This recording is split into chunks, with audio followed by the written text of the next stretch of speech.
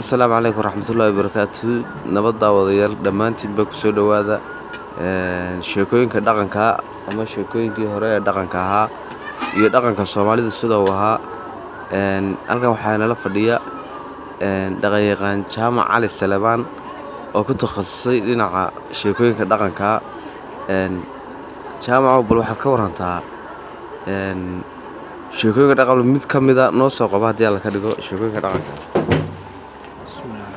Asalaamu calaykum waraxmatullaahi wabarakaatuh. Walaalayaal halkan waxaan iiga sheegayaa sheekada moogtahay hidiya dhaqanka ahayd ee hablaheena iyo inamadeennu berigood ku hasaawi jireen. Marka waxaa jiri jirtay anugu imika su'aalo badan baa soo marday laakiin mid uma soo qaadanaya. Inan baa beri wax la sheegaysan jirtay rag fara badan. Ragga waxay kala marwariso 3 inan baa isku hadhay.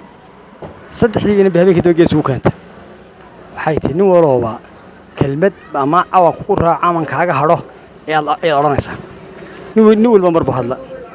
Ninkii hore wuxuu yidhi dabaal baa la harsadaa. Kii xigana wuxuu yidhi tigaad baa hilaacda. Kii xigana wuxuu yidhi damacad baa la maalaa.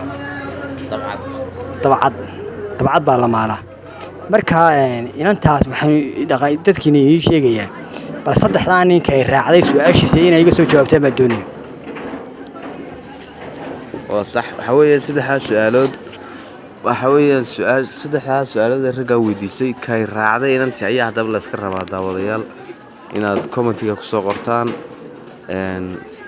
Markaasta wuxuu nagu yidhi mid wuxuu yidhi damal baa la harsadaa buu yidhi oo dee ninkaas waa intuu halkaas taagay buu yidhi damal baa la harsadaa gabadhay. Midna waa kaas wuxuu yidhi dabcad baa la maalaa oo dabeecad yacni ma garanaysa. Midna wuxuu yidhi tigaad baa hilaacda.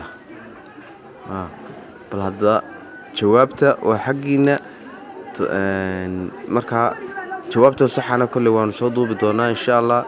Markaa bal idinkuna isku soo daya haddii alla ka dhigo. Assalaamu calaykum waraxmatullaahi wabarakaatuh. Halkani waa shabakadda Qorlugud Online.